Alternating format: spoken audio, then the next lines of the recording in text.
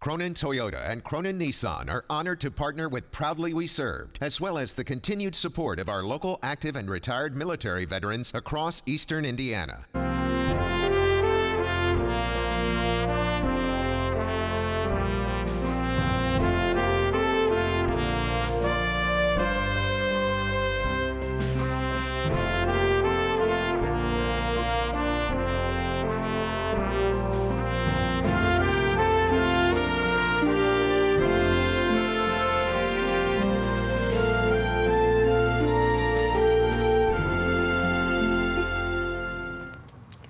I'm Al Bledsoe, Veterans of Foreign War, Post 1108. I'm Ron Chappelle, Chaplain for Vietnam Veterans Post 777 here in Richmond. And our guests, we're going to let them introduce themselves, starting to my left. Ron Ross with Whitewater Valley Motorcycle Club. Mike Ross, American Legion Riders. Okay, so today we're glad to have these guys here. Yeah, today, this is really good to have them. Yeah, it's a and little different. They got their, whatever you call that, insignia on. Before we get started, I would like to mention the car show that's going to be August the 18th at Veterans Park, which is on Johnson Street, kind of behind the jail there, or the sheriff's office. And that's going to be August the 18th, 11 to 2. So if you don't have anything to do that day, come on down. There's going to be a lot of cars on display. And this is going to be to help support the UE project, which we've been talking about on the last couple of shows. So we appreciate all the support the community gives us in areas like that. So with that being said, these guys, you know, I got excited about the idea of having them here. A member of my church, Bill Goodwin. Mm-hmm. Remember? Bill was so enthused about the group, and I went to one of the events that you had. You were riding to raise money for an unfortunate event. His grandson had got killed, and so you guys were helping him raise money. But as I got to talking with you guys, I realized that you've been very much involved in doing things that support veterans, and I thought this show today would help do several things. Number one, break down some stereotypes, because generally when people see motorcycle clubs, you know, they think on the negative side. yeah.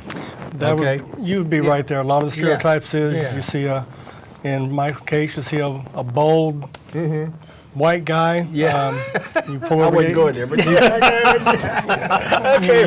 you pull over your gas and you see people roll their windows up and they don't realize that, you know, in the military, we're all OD green. That's right. It's the stereotype you get. Yeah. Once people get to know bikers, they really understand that we're probably the most patriotic, giving souls out there. Right. How long have you been riding, Mike? I mean, when I first met you at 65, post 65, Legion.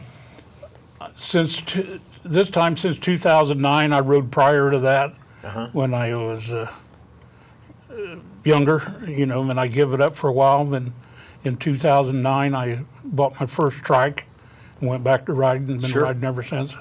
You've got one of the prettiest bikes. Well, thank you. In that bunch that always, it kind of almost stands out. I mean, have you seen his trike? I'm not sure. This is a smooth looking machine. I mean, I've never ridden a bike. I've rode with somebody, but I've never really. Yeah, Bill's trying to get me to ride with him. It just, you know, I'm kind of a nervous guy anyway, so that kind of stuff, you know, I tried a little moped one time I got, and I run that in a ditch, so I decided I was going to quit. But you guys do a lot of good in the community, and every time we have a fundraiser at the clubs, you guys are always there. Tell me who's coordinating all that behind the scenes, who's making all that happen, because usually you have 50 guys show up, 60 guys show up. Is that right? Well, let's make the distinction. Now, we got two different clubs here. Correct. Yeah, two different clubs. Okay, right. We got Whitewater Valley Motorcycle Club, which I'm the president of. Mike Roth is also my road captain for our club. He's also the director, or no, treasurer. Treasurer and run coordinator for American Legion Riders. So I'm in both clubs. Yeah. Okay. But let's get back to your questions, how they get coordinated. The day of the ride, they show up, bikes revved up. They don't realize, like you said, the preparation to get in advance. So normally we do, for the bike club, we'll do 6 rides per year. They'll fill out the ride request. We do a background check on it to make sure it's valid. We do stuff for, like we did the Veterans Field to help pay for the statues a few years back. We teamed up with the Legion Riders on that. We also did a ride 2 months ago for the UE that you was talking about. I think there's enough money raised now that the UE's pretty much a definite thing coming in next spring. But lots of times it's sponsors who help pay for the flyers, who pay for the food, who pays for everything that goes into it, and then somebody steps up and contacts different places to be a stop. Those stops will always make a donation. It's to entice. You stop here, and we'll give you X dollar amount. You stop here, each bike will give you $1. So on a sunny day, you could have a big turnout, 50, 60 bikes. On a rainy day, you get 10, 12. So the amount you raise on that day depends on the weather, unfortunately. How much do you guys ride, Mike, the Legion Riders? They're pretty much a bunch. They go to the nursing homes, don't they? Yeah. Am I right there? I mean, We do one ride in May every year for the Veterans Park. And this year we split it between the maintenance for the park and the Huey. And then every month we go to a nursing home, a different one where we got veterans. Right now we have about 100 veterans in the nursing homes. And we go and we take care packages, socks, personal items, the books and the puzzle books and stuff like that, a hat. One year we did T-shirts and sweatshirts for them. And another year we did comforters. That's what they wanted. They wanted a little. And then we had it embroidered, and the local company here in town that makes all of our patches, they made all the little patches, put on them, and sewed them on for us. That's cool. I went to one of those nursing home things. That's really a good thing, a good outreach in the community, and that's the side of the veteran community a lot of people don't see. Is you guys, when you're out riding, you're just not out joyriding, you're actually out on a mission. You've got something in mind that you're going to raise money for, and it looks like to me that it's really been successful. I don't know who's riding it with the girl that's giving the veterans dinner in December. I think somebody's who's doing their ride. I don't know. She was down at the VFW talking to people about that. I don't know whatever became of that. Yeah. So what causes you to get involved in this stuff? For lots of things, as far as the bikes, my father was a biker, so I got into it from him. The part with the veterans, and my dad was a retired Army soldier for 21 years, go Army. All right. Only life I knew, so it's the only life I knew. So once I graduated high school, I joined the Army myself. Went to Iraq for Desert Storm, got back. It's changed a lot back with Vietnam, back with Desert Storm. We weren't received extremely happy. Now it's nice seeing that the latest generation, they're respecting the veterans. We'll go different venues where blue jeans and someone will say, hey, would soldiers please stand up, veterans stand up. So it's nice getting that acknowledgement for all the things we did that we never really got acknowledged for. You're right. But that's the part of getting into the bike club. It's not a military background in the aspect that we try to have that camaraderie that only veterans have. So we got that camaraderie in the bike club, and you come together, you can raise a lot of money on a single day to help somebody who's really had a tragedy in their life. Now, they don't have to have military background to be a part. No, they do not. But that military background helps to solidify relationships between the folks that are a part of the. So you have more people with military background in the group? I'd say probably about 20%. 20%. Okay. Wow. And the Legion. That's all we need. That's all we need. We can. It's only 7%. The Legion Riders now, they are all Legion post 65, 315 guys? You have to be a Legionnaire, an auxiliary, or a son of American Legion to be in the Legion Riders. You can belong to any post and join a riders group. Like 315 don't have a riders group, but we have a couple members from 315 in our group. You know, but as long as you qualify under Legionnaire, Auxiliary, or SAL, that qualifies you for riders if you got a 350cc motorcycle or bigger. Oh, wow. You know, that's the only other requirement. Okay. And you guys can't get in there with L's moped. I saw something. I got asked this question because we did a funeral. I'm in the honor guard. We did a funeral for a guy, and leading the procession in, if you will, to the graveside was seniors on scooters. And now what exactly is that? Is that part of what you do, or No, that's a whole different group. whole different group? Yeah. They ride what they call scooter. It's the one where you can put your feet right in front of you. Yeah, right. And stuff. And they do that too. It probably was one of their friends. But I also ride with the Patriot Guard, and we do funeral escorts. Yeah. And what we call missions, for the veterans. They just met at last week at Indianapolis at the airport and escorted that boy down to Connorsville who had passed away in active duty and stuff. See, that's the side of these organizations like that people need to know in our listening audience, that these guys riding these motorcycles, when they're all in a group like that, they really got a mission in mind. And just like he said, it's untold the number of hours that's spent doing that stuff, because those are really good fundraisers. I mean, one of the first things I got involved in, or wanted to be involved in, was this riding business, because I thought it was really neat. I had a little car then, and I drove that little car rather than a cycle. But these guys raise a lot of money for a lot of good causes, and that's what we need to make sure that folks The understand. Bikers group across the nation probably raise more money and make more donations than any other group, government or anything, to people to support them. Now, you're connected with other groups around the nation? Are there other groups that you connect with and do things with? They have a legacy ride every year, American Legion does, and they'll meet like Indianapolis, say the convention's in Dallas, Texas. Right. They'll meet, everybody will meet in Indianapolis and ride to Dallas, Texas. Wow. Now a couple years ago, here's one for you. We met in Indianapolis. The national convention was in Cincinnati, and we went through Alabama to get there. What? They made it a ride. Okay. And it was like a 4-day ride to get from Indianapolis to Cincinnati. But everybody had fun. Nothing major happened. Now, you said something about a background check. What is that? Who does a background check? Our bike club does a Your- background check when Okay. somebody goes to come in. Most people we ride for is children. So Okay. we'll do a background check. We want to make sure someone's not on a child predators list. Pedophile, anything like that, yeah. We want to make sure that we don't give someone a venue so they can sneak in and do That's something good. for the children we're trying to protect. That's good. Now, who pays for the background check, the person or the club? The club does. It doesn't cost anything. We're a licensed 501c3, Okay. got which it. helps us great. That's good. I didn't know It that. helps us a lot when it comes to our sponsors because it's tax deductible Tax for them. deduction, that's right. But and we also got a billboard sign going up today from First Bank Richmond's the sponsors on Richmond Avenue. Oh, man. Talk about, you said riding for a purpose is what the caption is Right.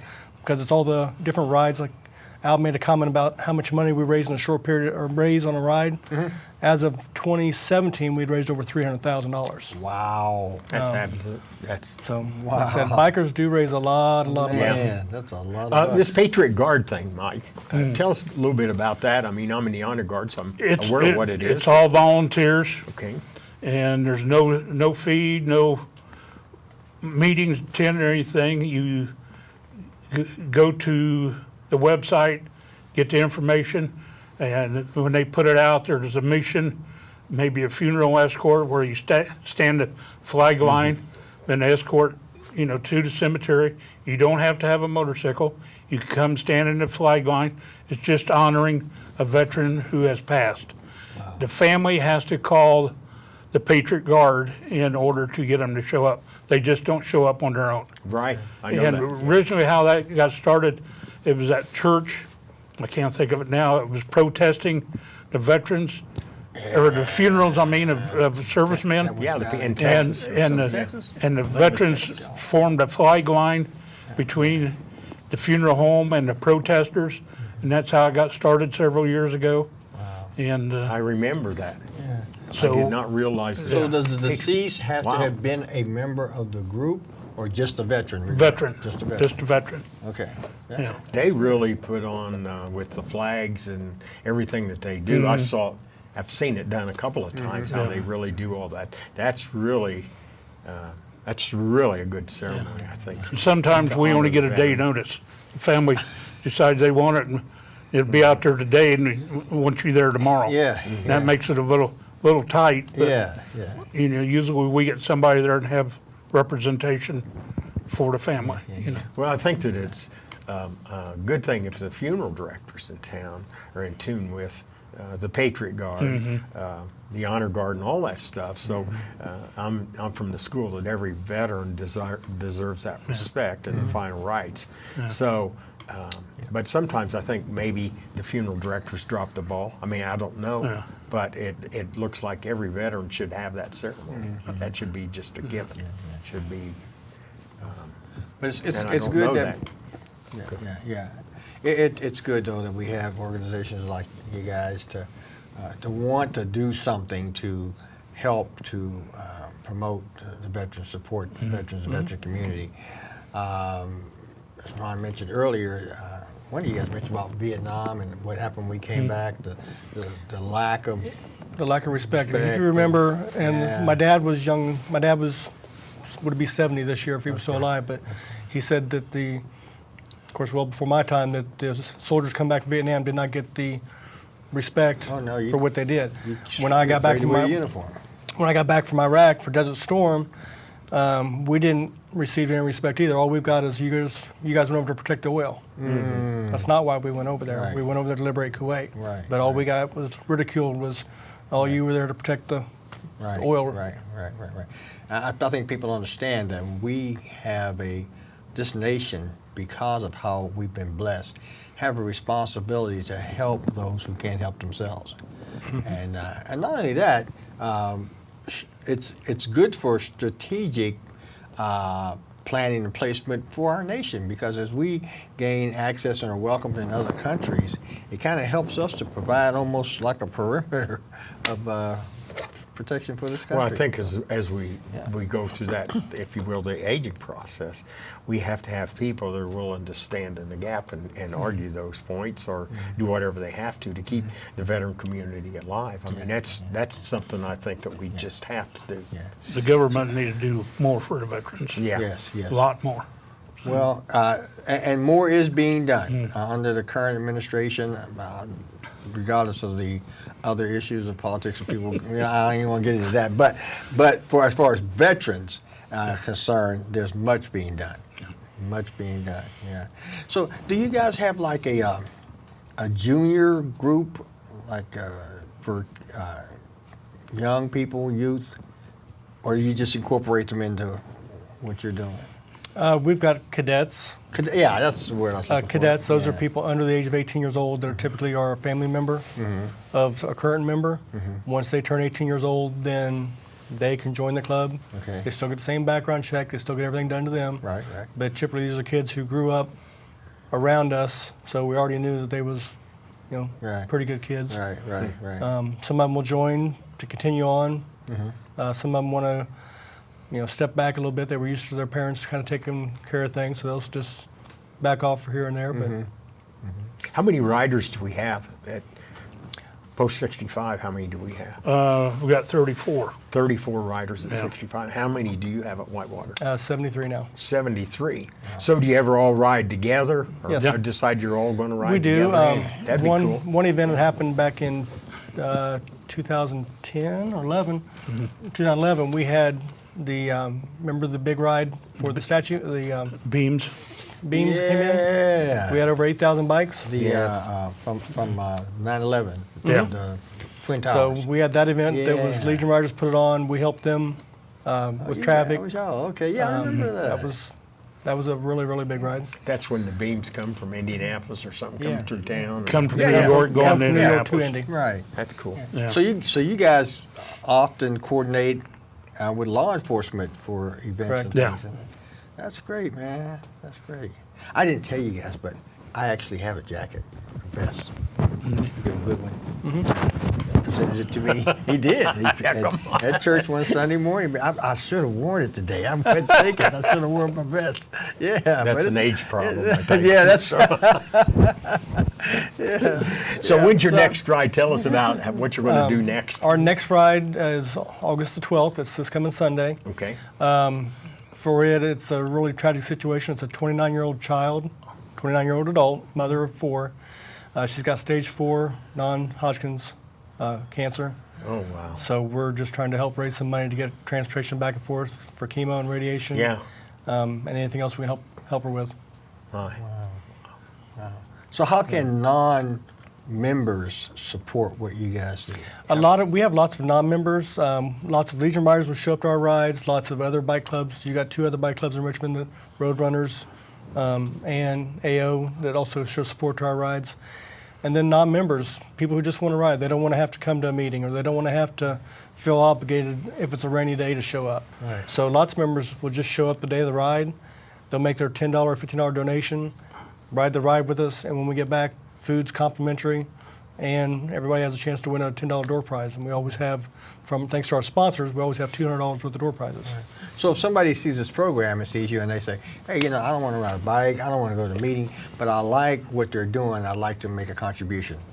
How do they And they can more than do that. All of our rides are out of the Moose Lodge on 111 South 8th Street. Okay, It's always the second Sunday of the month for this year. okay. And then the people show up in the cars, so not everybody has a bike. So some people show up for the cause, they'll make a donation. Yeah. They'll ride along behind the bikes. Some people will just come back at 4 o'clock Yeah. for the food, Yeah, chance to win door prizes. right. So you don't have to have a motorcycle. You could have a scooter. Right. So when you have these, so let me get this down then. So when you have a ride then, you have stops that you make, and when you make those stops, they make the donation, and that's how all that comes together. Right. And they're planned stops, and people, people obviously know you're coming. Yeah, they're planned stops. We will call each stop before we leave and tell them we're pulling out of stop B. We've got roughly 40 bikes, so they know they got staffing, they've got food ready. Depending on where we're stopping at, they're ready for us to get there. And the reason we stop places we do is we'll raise roughly $400 or $500 just on the stops. Sure. Then when we get back, we'll have the raffle stuff. Richmond Harley-Davidson always donates a lot of stuff for us. Other places donate, so we'll raffle stuff off. And typically, if we don't raise at least $1,000 on a ride, that's not a good ride. Yeah. Wow. When do you guys ride again, Mike? When We haven't got one on the calendar right now. okay. Yeah. So, but you go to the nursing home every We month. go to a nursing home Yeah, I'm every going to month. start getting involved in that. a little Then bit. Yeah. third Tuesday of the month, we do what we call a lunch ride, and just our members get together and ride somewhere, have lunch, just to have some fellowship and stuff, Sure. But So let's talk about that for a moment. If somebody wants to come to your respective meetings, I know about the second Sunday because Bill's late for church. Okay, but that's okay. So it's second Sundays for your group to meet, right? For the rides, yes. Okay, what about your regular meetings? You have regular meetings? Regular meetings, but those are members only. Okay, right. So if I'm looking, I might want to become a member, but I want to know when the meetings are because I need to look at my schedule to see if I'm going to be able to make the meetings and just join if I can't make the meetings. So It's the fourth Sunday of the month at 11 a.m. okay. And then if somebody's interested, normally they approach somebody who's already a current member. A lot of times we will see how they ride, see how they act, make sure they're a fit Right.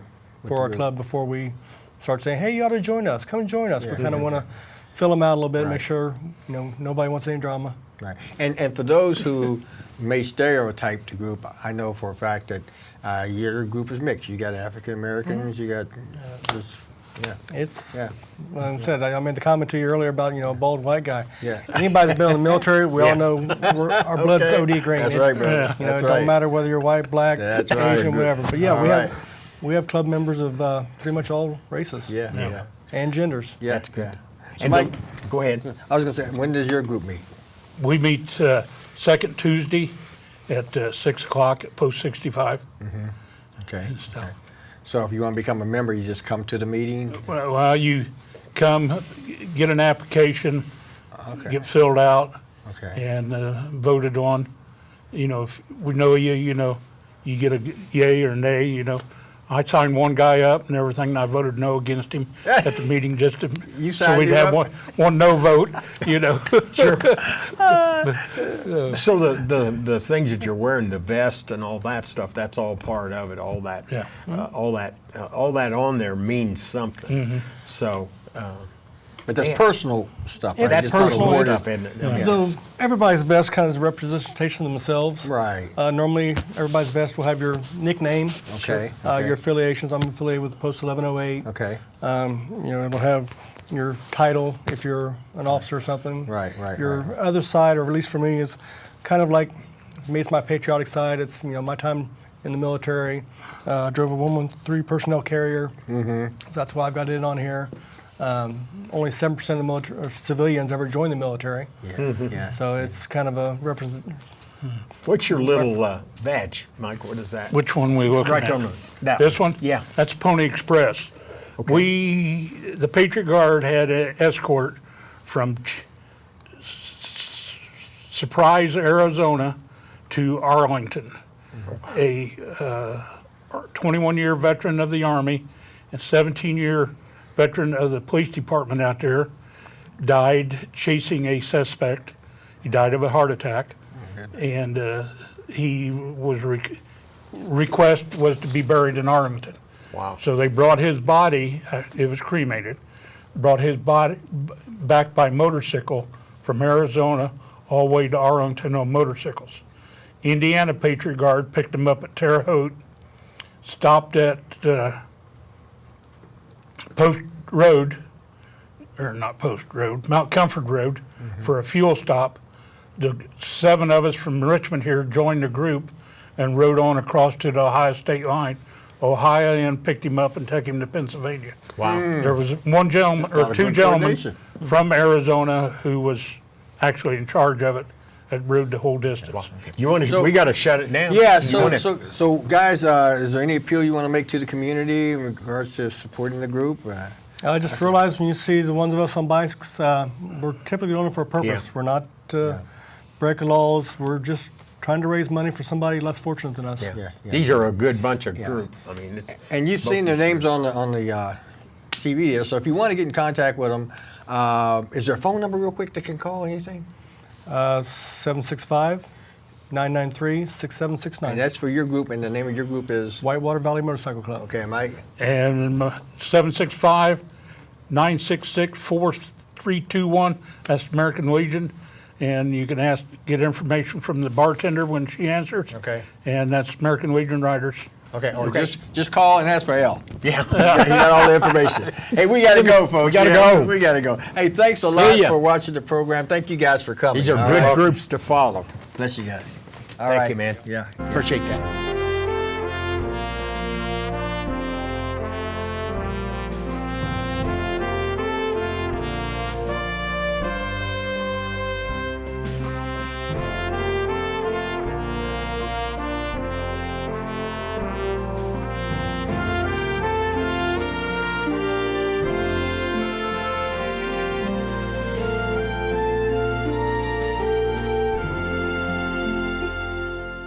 Cronin Toyota and Cronin Nissan are honored to partner with Proudly We Served, as well as the continued support of our local active and retired military veterans across eastern Indiana.